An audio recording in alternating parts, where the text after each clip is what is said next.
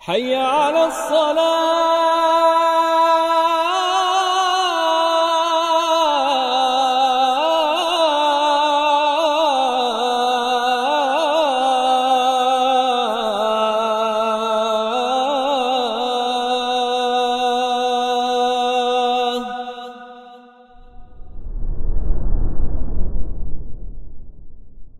Assalamualaikum warahmatullahi wabarakatuh. Innal hamdalillah nahmaduhu wa nasta'inuhu wa nastaghfiruh wa na'udzu billahi min shururi anfusina wa sayyiati a'malina may yahdihillahu fala mudilla lahu wa may yudlil fala hadiya lahu. Asyhadu an la ilaha illallah wahdahu la syarika lahu wa asyhadu anna Muhammadan abduhu wa rasuluhu la nabiyya ba'dah. Ya ayyuhalladzina amanu taqullaha haqqa tuqatih wa la tamutunna illa wa antum muslimun. Fa inna asdaqal hadits kitabullah wa khairal hadi hadi Muhammadin sallallahu alaihi wasallam wa syarral umuri muhdatsatuha wa kullu muhdatsatin bid'ah wa kullu bid'atin dhalalah wa kullu dhalalatin finnar. Amma ba'd. Para jemaah yang dirahmati oleh Allah Azza wa Jalla, kita menuju ke rukun yang keenam dari rukun-rukun salat. Rukun yang keenam dari rukun-rukun salat dalam fiqih mazhab Syafi'i di kitab Al-Mu'tamad fi Fiqh al-Imam Asy-Syafi'i rahimahullah karya Syekh Muhammad Az-Zuhaili hafizahullah. Kata beliau, ar-ruknus sadis, rukun yang keenam yaitu al-i'tidal. Al-i'tidal. Apa itu al-i'tidal? Al-i'tidal adalah huwa an ya'uda ila al-hay'ati allati kana 'alayha qabla ar-ruku'. I'tidal adalah kembali ke pose sebelum ruku'. Kembali ke pose sedianya sebelum ruku'. Ya. Fa in kana qa'iman qabla ruku'ihi 'ada ila al-qiyami in qadara 'alaihi. Kalau misalnya sebelum ruku' dia itu diri qa'im, maka dia kembali berdiri tegak jika dia mampu akan hal itu. Karena enggak semua manusia mampu qiyam, mampu berdiri dengan tegap gitu. Ada yang bisanya duduk. Wa illa fayaudu lima kana alaih. Kalau misalnya memang dia tadi enggak mampu berdiri salatnya, ya, maka dia kembali ke pose semula, yaitu duduk kayak gini biasa.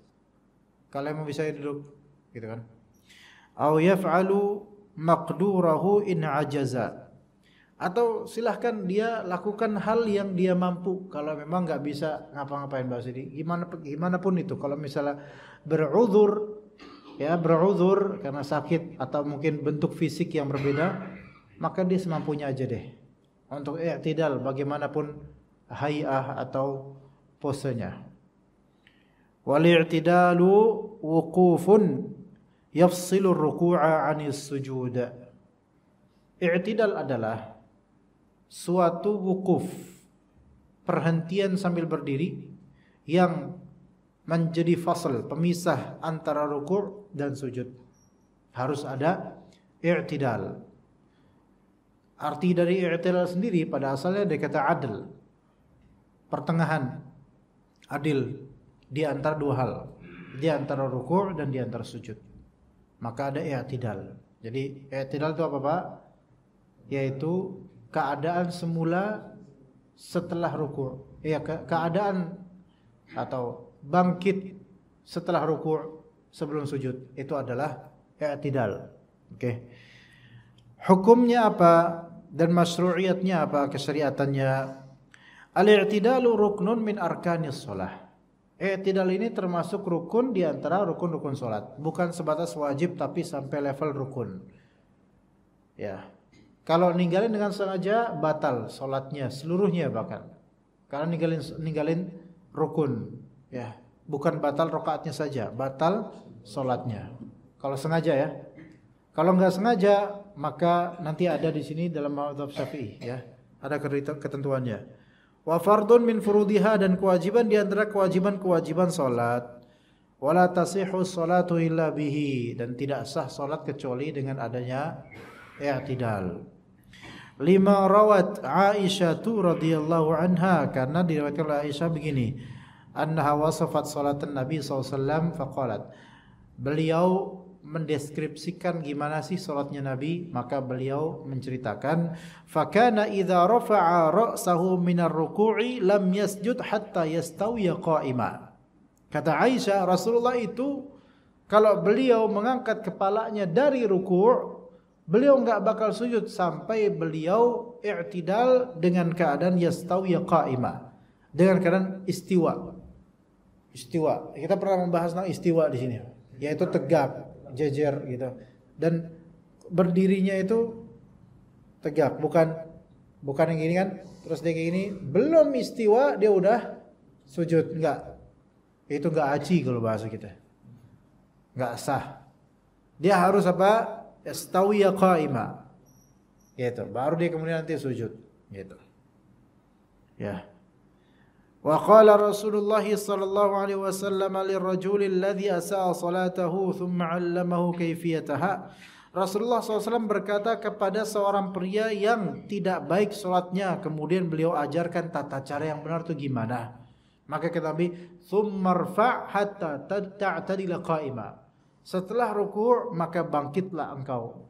Angkatlah kepalamu sampai engkau berdiri dengan keadaan mu'tadil. Ini yang disebut, makanya disebut i'tidal, karena dari hadis Nabi SAW, hatta ta'tadila qa'ima, sampai engkau i'tidal dengan berdiri, yaitu berdiri tegap.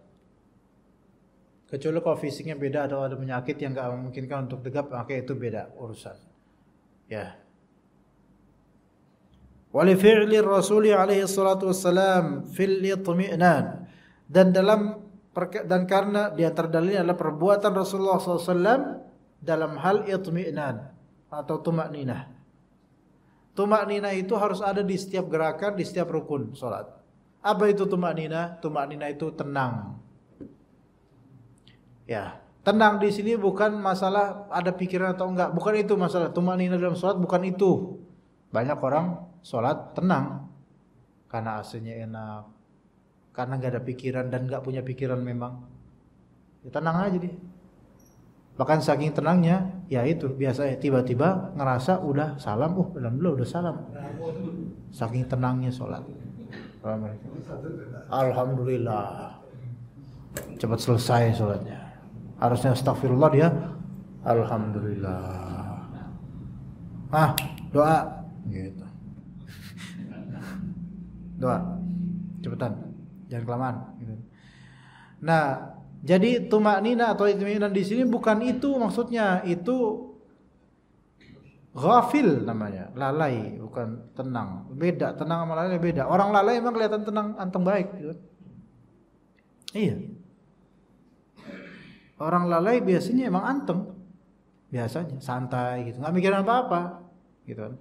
Tapi ini tenang dalam artian apa? Dia memenuhi kriteria ketenangan sebagaimana tenangnya Nabi ketika sholat.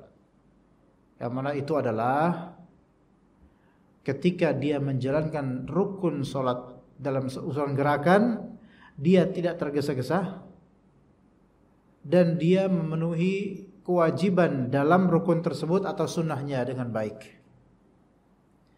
Di antara itminan, kalau misalnya dia habis ruku' menuju, kan rukuk enggak langsung sujud, melainkan i'tidal dulu. Maka di antara bentuk itminan adalah dia i'tidal atau istiwa qa'imah. Ya. Gitu, terus baca di situ. Baca apa?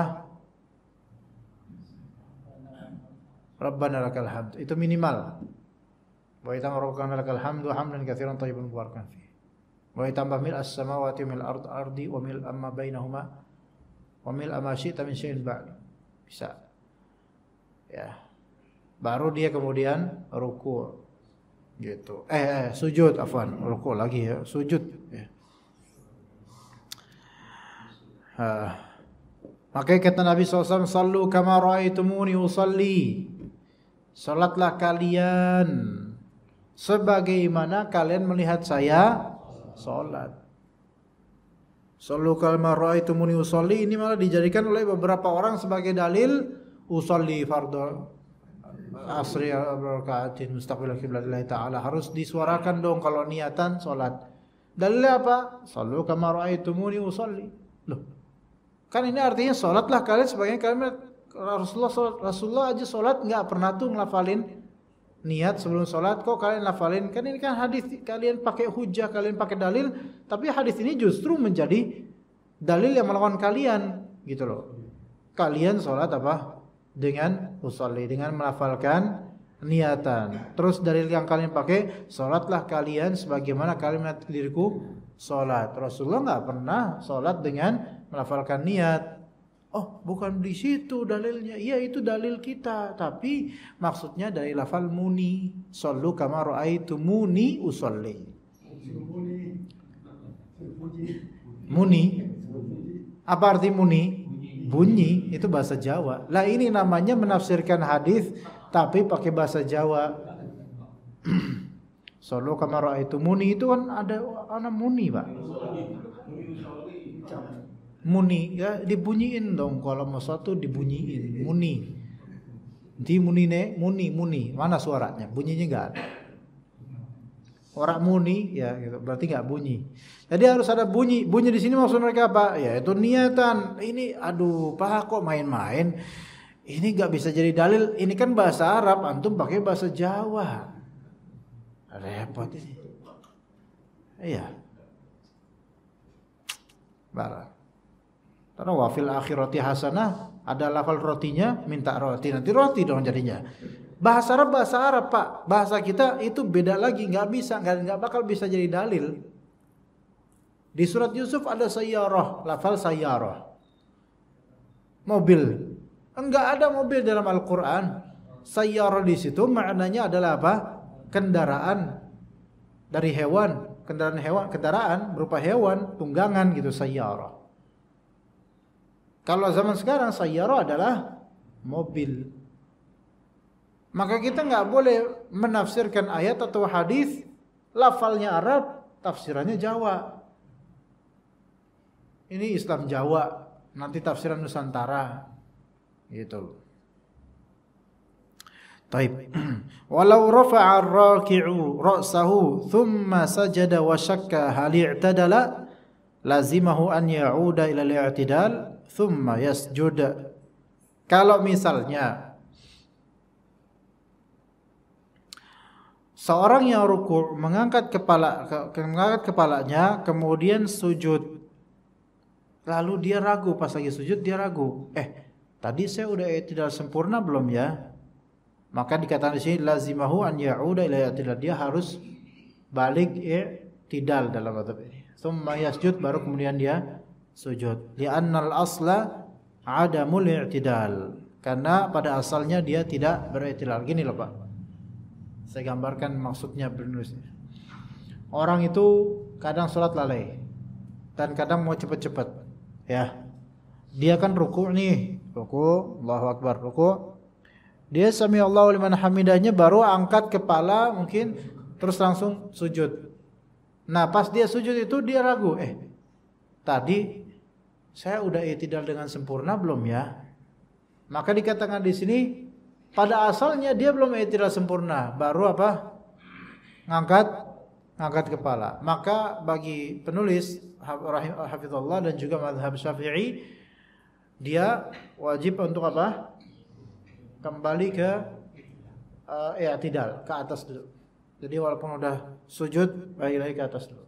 Tapi sebenarnya mestinya dia bangun keyakinan dulu. Yakinin dulu dirinya, apakah dia sudah benar-benar i'tidal atau belum, yakinin dulu. Ya. Tapi tetap ragu, maka ya dia balik ke i'tidal. Baliknya ini masih dalam satu rakaat, jadi insyaallah tidak masalah. Itu yang lebih afdol menurut mazhab Syafi'i. Adapun kalau baliknya sudah pindah rakaat, maka enggak bisa. Faham enggak maksudnya, Pak?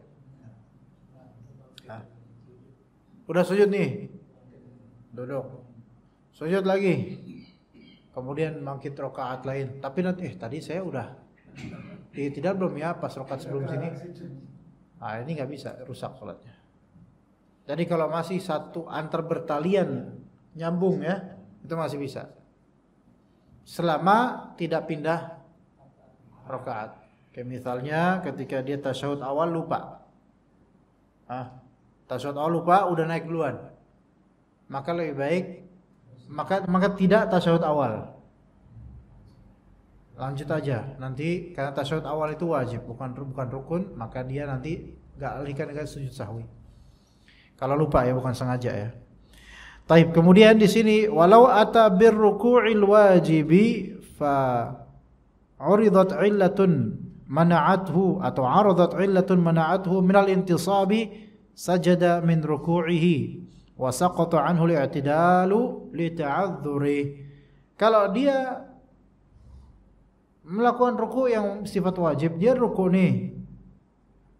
Namun ketika dia mau intisab, itu mau tegak i'tidal, tapi ada illah yang ada penyakit atau ada sebab yang mencegah dia untuk tegak, maka dia sujud aja langsung, sujud langsung dari ruku'nya. Paham enggak?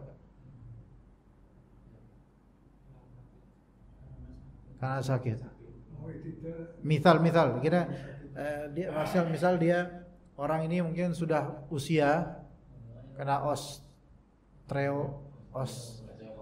osteoporosis di bagian mana gitu, tulangnya atau apa, kropos misalnya, atau rawan lah gitu, atau nggak tahu penyebabnya mungkin otot atau gimana. Dia ruku, tadinya diri biasa nih, tapi pas ruku dia mau gini, gitu kan? Nah, alhamdulillah, semoga saya nggak gitu. Nah kemudian dia mau diri, gitu kan? Maka dikatakan di sini saqata anhu al-i'tidal lita'adzurih, maka kewajiban i'tidal itu gugur buat dia karena dia beruzur. Gimana? Paham Pak ya? Ini illat, karena ada illat yaitu penyakit. Ya mungkin mendadak ya, karena mungkin ketarik ototnya mau balik lagi sini, aduh sakit. Nah, gimana Pak? Kalau spontan insya Allah nggak masalah Pak, asal jangan terusin. Aduh, Pak.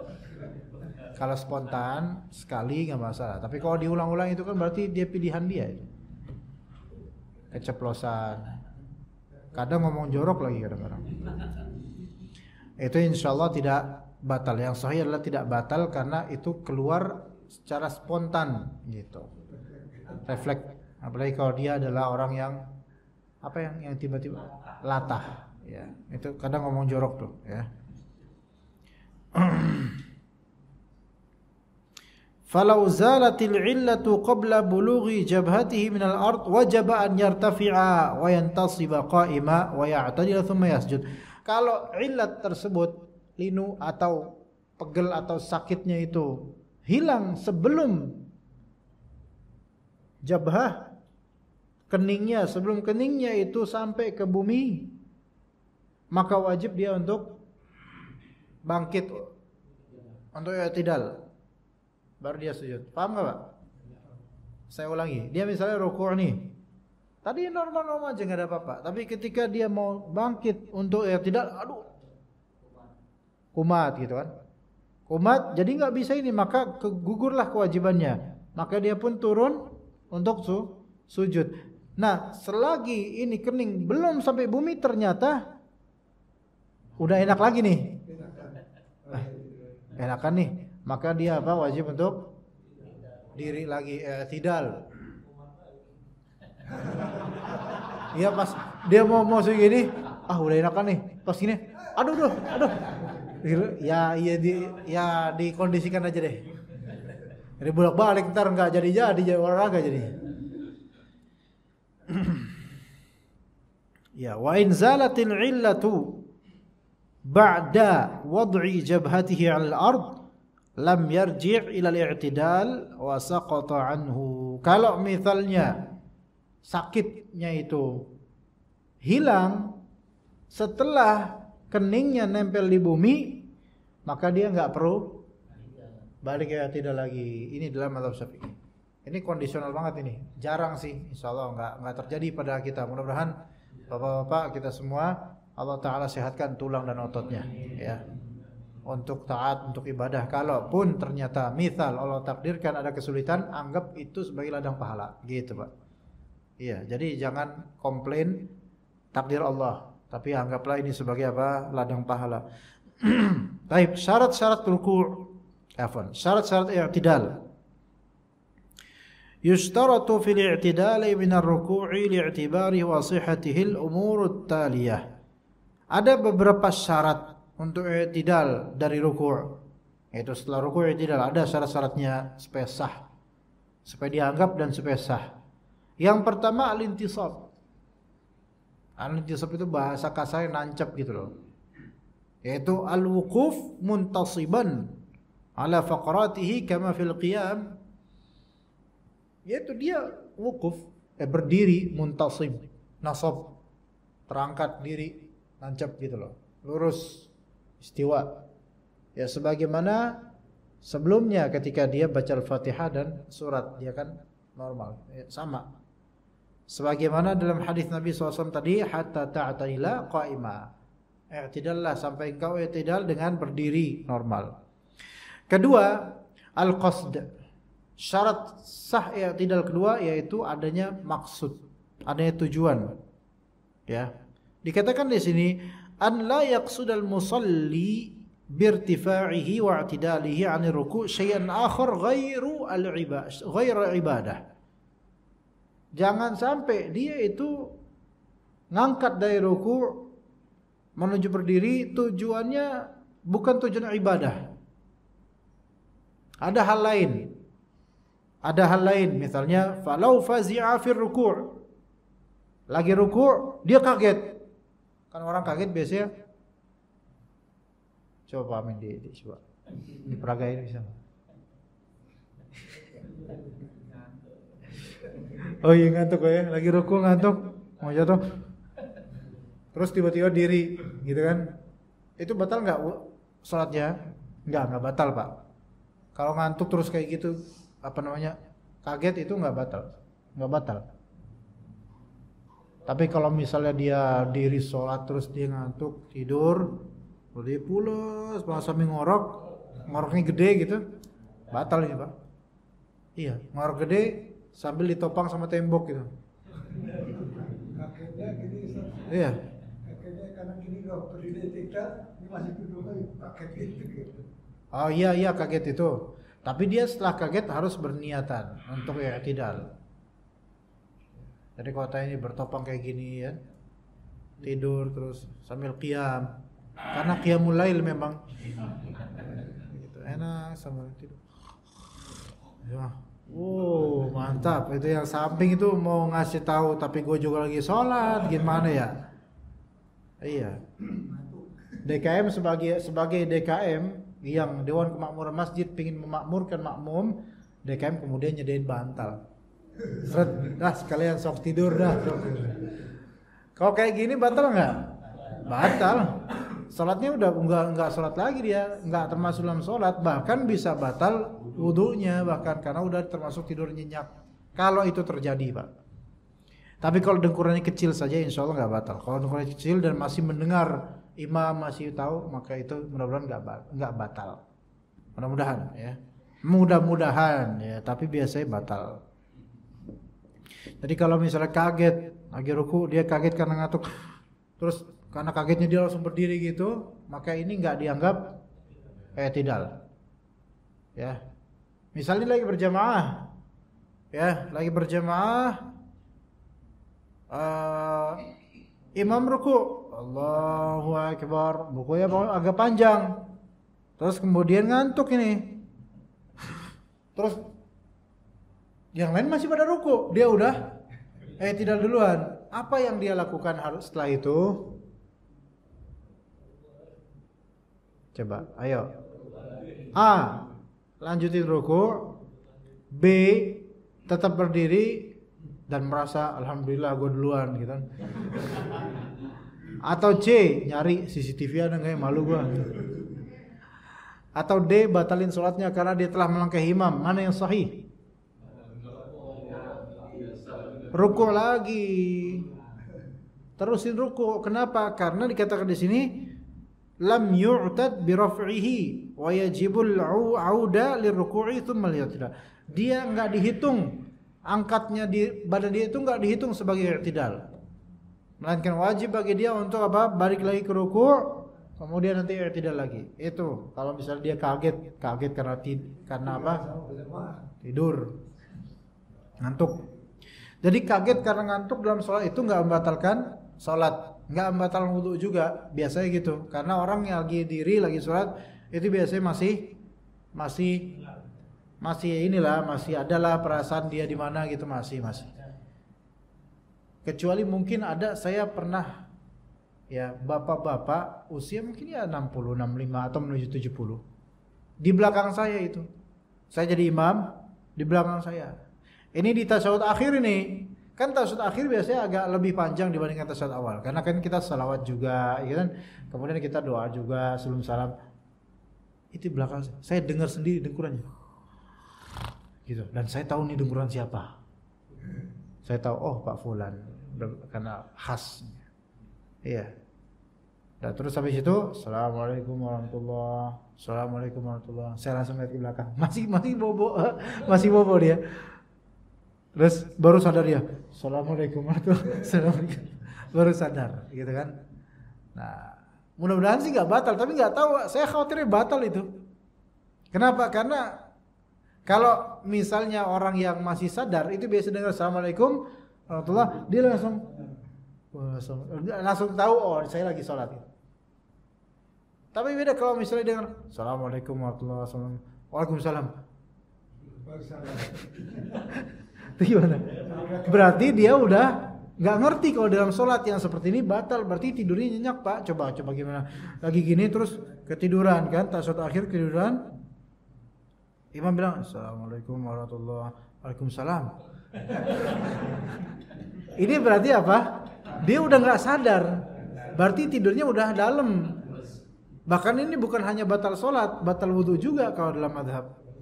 Iya. Hah? Dijawab salam karena dia ngira ini ada orang masuk pintu atau apa. Assalamualaikum. Assalamualaikum warahmatullahi wabarakatuh. Waalaikumsalam warahmatullahi wabarakatuh. Yang lain juga salam, melihat dia langsung ketawa-tawa kali kalau kayak gitu ya. Jadi sesuatu itu kalau dia ketiduran, kalau masih ringan, dia masih sadar, insya Allah nggak batal sholatnya. Nah sekarang dia kaget ro'a hayyatan, ngelihat ular. Ya kaget dia. Ngeliat ular, kaget. Terus diri gitu. Spontan. Maka ini gak dihitung dirinya.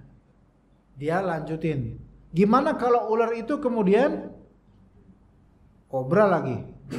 Kan oleh diri, kobra diri juga. Apis, nouns. Sama-sama diri gitu kan. Gimana tuh? Gimana Pak? Kalau dalam keadaan gitu Pak, lagi sholat kayak gitu. Bukan sholat berjamaah deh, sholat sendiri.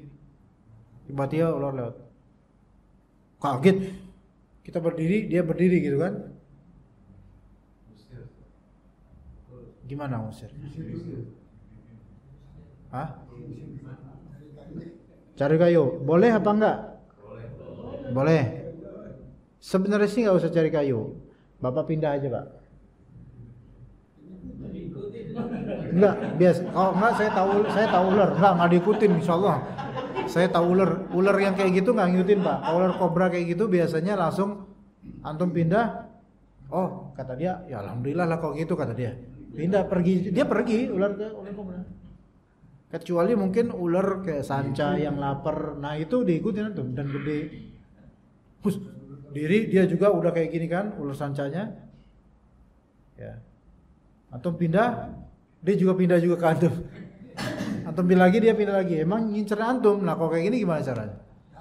Kabur, batalin sholat karena udah terlalu ini mah. Iya.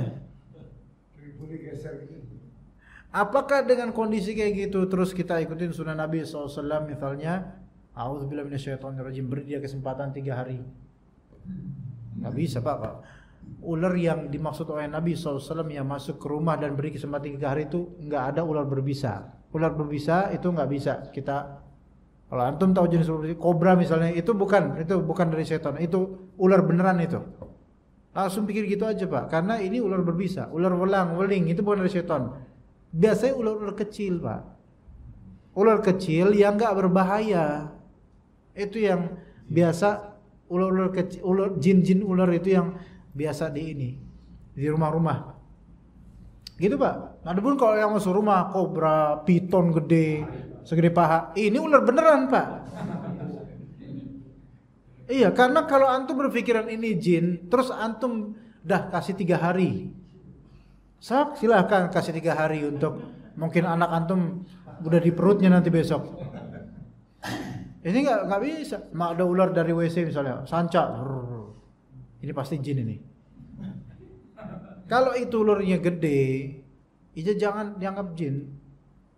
Ya itu secara logika ini udah jelas-jelas bahayanya gede gitu loh. Kayak ularnya berbisa.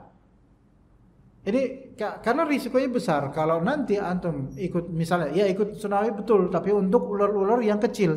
Kalau yang seperti ini, ular berbisa tinggi, antum kemudian berpendapat ikut hadis Nabi yang sebenarnya bukan itu tempatnya, maka ketika nanti terjadi kecelakaan yang disalahkan bukan syariat Nabi, bukan, tapi yang disalahkan antum. Kenapa antum nggak mengantisipasi bisa ular ini ular berbisa bahaya. Adapun ular kecil yaitu. Dan misalnya pun ular ini ular besar, misalnya pun ularnya ular besar, dan antum 50-50 nih, jangan-jangan ini jin tapi kayaknya ular deh. Jangan dibunuh di dalam rumah. Kalaupun iya ular besar, jangan dibunuh di dalam rumah. Atau ular berbisa misalnya, jangan dibunuh di dalam rumah. Karena ada hadis lain, seorang sahabat Nabi ada yang menemukan ular, ya, dan dia berusaha membunuh ular tersebut. Dan ular tersebut besar dan mungkin berbisa, kita nggak tahu. Nah, ketika berusaha membunuh itu hampir mati dan ternyata ular itu menggigit dia juga, maka mati juga itu, ularnya mati, sahabatnya mati. Maka Nabi SAW mengatakan itu di antara jin-jin Madinah itu ada yang baru masuk Islam. Ya mungkin itu jin, mungkin, tetapi kalaupun ya itu jin, antum mau usir karena antum khawatir 50-50 antara ini jin atau ular beneran, antum usir aja. Karena potensi madaratnya besar, gak bisa dikasih 3 hari di sini. Kalau antum gak percaya, coba aja Pak. Kalau ular kecil, iya, ular kecil gak berbisa, fadol. Antum nginap sini 3 hari, fadol. Awas 3 hari masih sini, awas antum. Iya akhi, kata ular itu. Syukron akhi, gak apa-apa. Emang ngerti dia. Iya.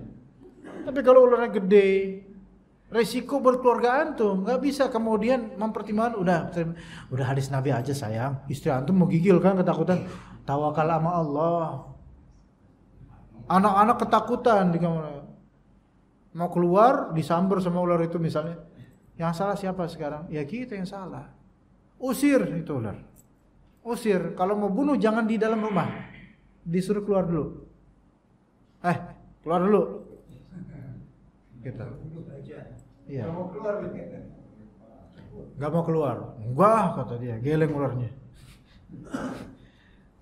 Keluar. Kalau emang mau bunuh itu di luar, jangan dalam rumah. Gitu. Nah, seperti itu Pak. Nah jadi kalau misalnya dia ngeliat ular kaget, tiba-tiba i'tidal, maka nggak terhitung i'tidalnya. Atau mungkin dia lagi ruku nih, lihat ular, waduh bahaya nih. Terus supaya nggak bahaya, dia berusaha untuk mukul ular itu supaya ke alam pergi gitu loh. Maka apakah sholatnya batal? Wallahu a'lam, nggak batal sholatnya, karena dia melakukan gerakan-gerakan itu untuk hajat dan kemaslahatan sholatnya. Begitu. Ya. Tapi kalau memang sulit, ya udah batalin dulu sholatnya, urusin dulu tuh ular. Gitu. Ya. Kadang-kadang apalagi yang fobia terhadap ular, wah nggak bisa khusyuk. Ular masuk ke kolong, udah kepikiran terus tuh. Kiraan ular apa tadi ya? Jangan-jangan. Aduh, jangan-jangan ini, jangan-jangan apa ya? Akhirnya lupa berapa rakaat. Ya, jadi kalau memang udah was-was seperti itu, batalin aja dulu, urusin tuh ular. Begitu, Pak. Oke, kita cukup sampai sini materinya. Jika ada pertanyaan dipersilakan Bapak, fadhol. Ya, Pak, fadhol, Pak. Para ulama berbeda pandangan masalah tumakninah.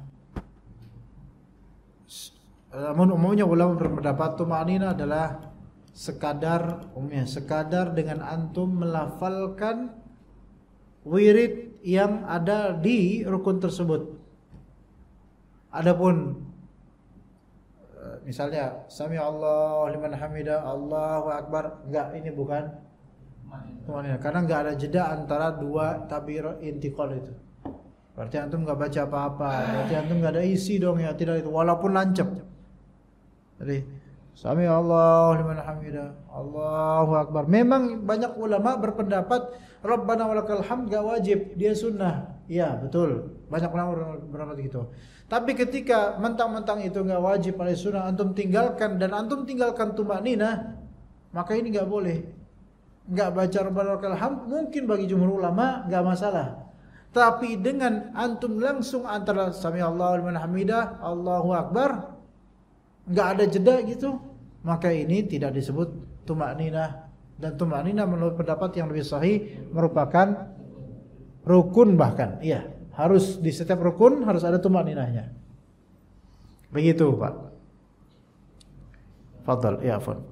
Ada lagi? Fadhal. Oh, ya, Fadhal. Silakan, Pak. Apa batasannya sholat hukumnya wajib buat seseorang yang baru balik, Ustaz. Ya. Sedangkan dia belum pernah disampaikan dari orang tua atau siapapun bahwa sholat itu wajib kalau seseorang sudah balik. Apakah anak itu sudah terkena dosa atau belum, Ustaz? Itu aja, Ustaz. Assalamualaikum warahmatullahi wabarakatuh. Anak itu tinggal di negeri Islam nggak, Pak? Maksudnya di sekitaran kita kan? Iya, di negeri Islam. Itu yang pasti orang tuanya dosa besar itu. Semakin anak itu memang nggak sholat, itu dosanya kembali juga ke orang tua. Numpukin dosa orang tuanya itu. Karena selama anak itu sebelum balignya itu tidak dibekali dengan ilmu dan pengetahuan tentang sholat, itu dosa yang sangat besar. Nanti di akhirat itu anaknya yang akan menyeret orang tuanya itu. Nah, tapi bagaimana dengan anaknya kan gitu ya? Anaknya ketika baligh juga bisa berdosa. Loh, kan dia nggak tahu, nggak ada alasan untuk sholat, nggak tahu, Pak. Tinggal di Indonesia, lubang buaya specifically. Itu nggak ada alasan untuk nggak tahu sholat. Nggak mungkin orang di Indonesia ini nggak tahu sholat, nggak mungkin. Hatta orang tuanya nggak ngasih tahu. Kecuali kalau dia ditinggal di gunung, lembah dan nggak ada tetangga, mungkin itu nggak tahu. Sekarang teknologi udah ada, azan di mana-mana. Dia punya teman-teman SD atau SMP yang memang pada sholat, nggak mungkin dia nggak tahu sholat. Orang tuanya nggak pernah nyuruh dia sholat, dosa itu orang tua. Dan ketika anak ini nggak sholat karena nggak pernah dididik orang tua sholat, orang tuanya numpukin dosa dan anak ini tetap dosa karena dia udah baligh. Dan sebenarnya nggak mungkin dia itu nggak tahu sholat. Maksudnya dia nggak mungkin nggak tahu orang Islam wajib sholat, nggak mungkin, Pak. Semua orang sebahlul-bahlulnya orang Islam di Indonesia itu pasti tahu bahwa sholat itu wajib, walaupun dia nggak ngerti caranya, pasti tahu sholat itu wajib. Gitu, Pak. Mungkin orang tuanya juga pernah kan ngajak dia sholat Id, berarti kan tahu sholat sebenarnya. Maka hasilnya dengan seperti ini, dia yang baligh itu dosa tetap dosa. Tapi dia kan belum dapat hidayah kayak gimana pun dosa ini laki-laki, dosa ini. Anak usia 12 tahun misalnya udah baligh, dosa. Ya, dan dosa besar buat dia. Dicatat dosa besar buat anak ini. Walaupun orang tuanya lah yang menyebabkan dia itu, ya orang tuanya dosa, ikut dosa tentunya, tapi anak ini sudah harus punya tanggung jawab dan sudah bisa berakal untuk melihat orang-orang sholat. Begitu Pak. Jadi nggak boleh kita katakan, oh karena dia dulu nggak dididik makanya kita maklumi. Nggak ada maklum soal sholat ini, nggak bisa Pak. Karena semua orang sholat, gitu loh. Wallahu alam seperti itu Pak. Jadi, fadhal.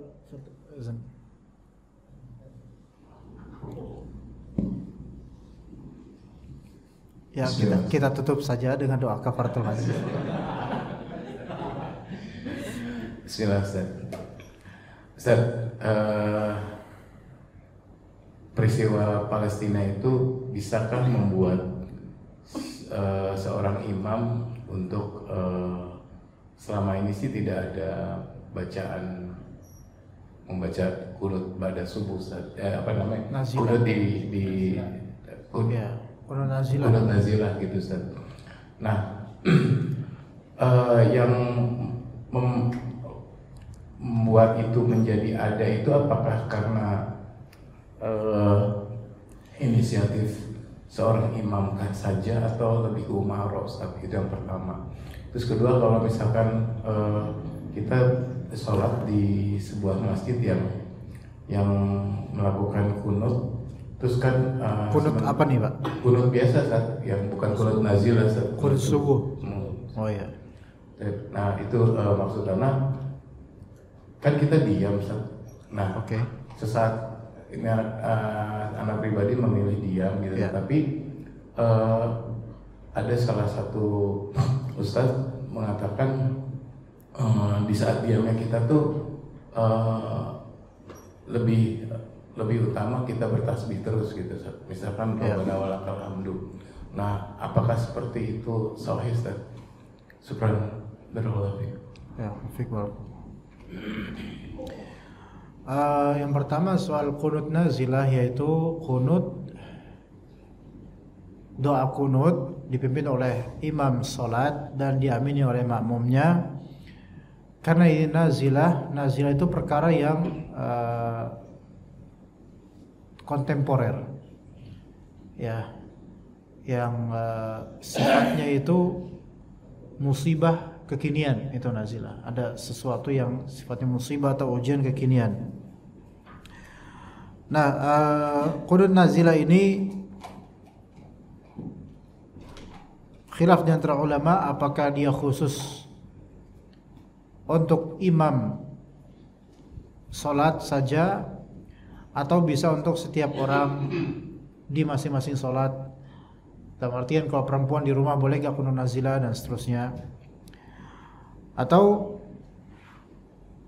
haruskah qunut nazilah ini dipelopori oleh pemimpin? Ya, maksudnya umara, tadi yang disebut umara, atau tidak? Allahu a'lam, bahwa saya tidak disyaratkan harus dipimpin atau diizinkan oleh umara terlebih dahulu. Ya, untuk qunut nazilah. Ya. Apalagi ketika misal umaranya itu tidak begitu peduli dengan syariat qunut. Ya. Maka adapun kalau imamnya peduli, maka kita ikutin imam. Maksudnya imam sini umara, pemimpin, penguasa. Namun jika penguasa itu tidak peduli dengan syariat Islam, maka wallahu alam yang lebih zahir, wallahu alam, yaitu silakan para imam masjid melakukannya. Silahkan, bukan mesti, bukan harus, tapi silahkan. Ya, bukan sesuatu yang munkar maksudnya, bukan sesuatu yang, dan bukan dianggap sebagai keluar dari ketaatan penguasa, bukan. Karena yang namanya nazilah ini sesuatu yang baru atau kontemporer dan mungkin darurat. Ya, sebagaimana Palestina misalnya, ya silakan kalau mau memang qunut nazilah. Namun lebih afdal yang melakukannya itu imam salat dan diamini oleh makmum, itu lebih afdal, bukan sendiri-sendiri. Ya. Begitu, Pak. Masih ada yang kurang enggak? Enggak harus, Pak. Dia lebih afdal kunut-kunut seperti itu adalah ketika semakin berkumpulnya kaum muslimin. Kalau memang lebih afdal kunut apapun itu lebih afdal di salat subuh. di sholat subuh. Tapi ini nazilah, di antara bentuk nazilah yaitu musibah yang menimpa kaum muslimin dari pancaklik, kekeringan, kematian yang banyak, peperangan seperti ini memang termasuk disyariatkannya kunut untuk meminta kepada Allah Taala pertolongan untuk kaum muslimin. Ya. Namun tidak harus di 5 waktu harus lakukan itu, enggak, malah jangan. Ya, di salat-salat fardu tertentu aja. Yang ketika itu terjadi tajamu' dan ngumpulnya kaum muslimin banyak, maka itu lebih afdal. Itu yang pertama, Pak.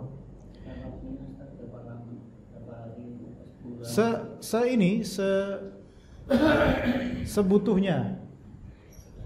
Allah a'lam, mana nggak tahu batasannya, tapi sebutuhnya, karena namanya musibah itu kan kita nggak tahu sampai kapan.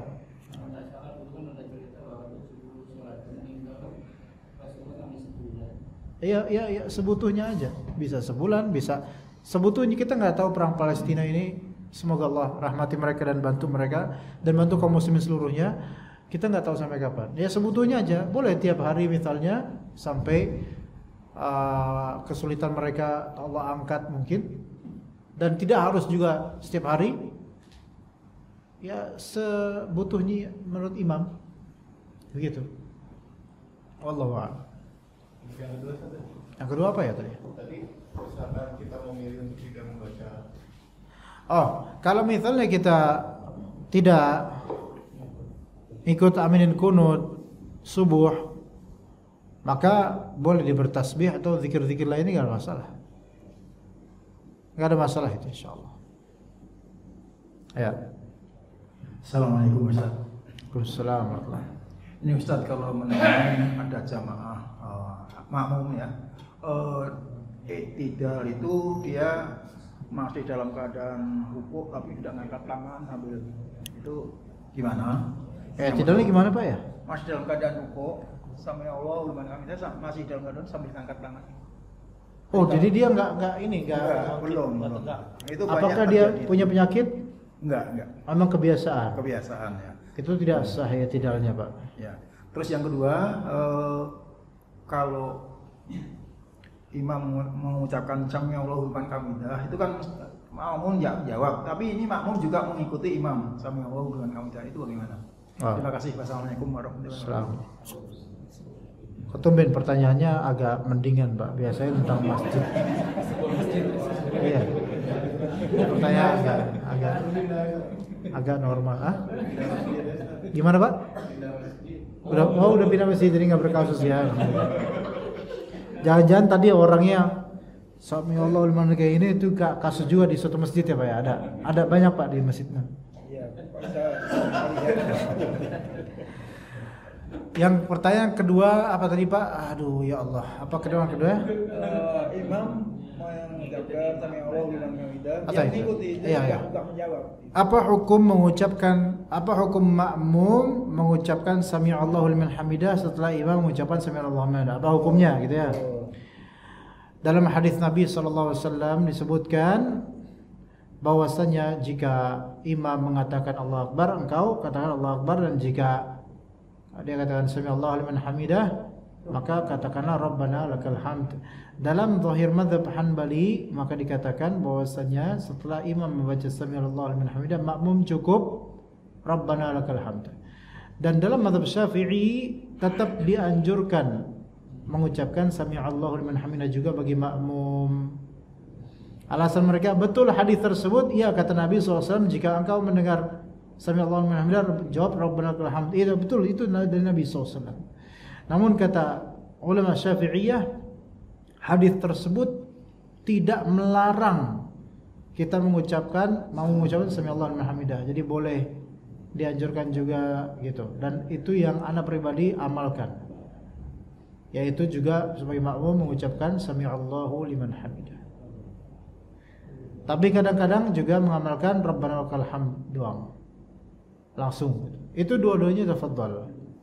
Dua-duanya punya alasan begitu. Dan ini termasuk perkara furu' yang ringan insyaallah. Bebas, lebih luas insyaallah urusannya. Enggak apa-apa. Sami Allahu liman hamidah, sami Allahu liman hamidah, Rabbana lakal hamd. Boleh. atau sami'allahu liman hamidah, rabbana lakal hamd. Boleh. Kalau biasanya orang Persis langsung rabbana lakal hamd. Biasanya juga orang-orang Ahlussunnah Salafiyin biasanya langsung rabbana lakal hamd karena ngikutin mazhab Hanbali. Kalau orang Persis karena juga mengikuti kitab Nailul Autarnya Asy-Syaukani yang itu juga asalnya dari kitab Muntaqal Akhbar yang itu mazhab Hanbali juga. Tapi kalau orang-orang misalnya NU itu biasanya sama karena mengikuti mazhab Imam Syafi'i. Kalau orang-orang Muhammadiyah tanya aja mereka, Anda nggak tahu. Kalau orang Muhajirin, nggak tahu, mungkin sibuk hijrah jauh Muhajirin ya, nggak tahu dah. Tapi dua-duanya tafadhol.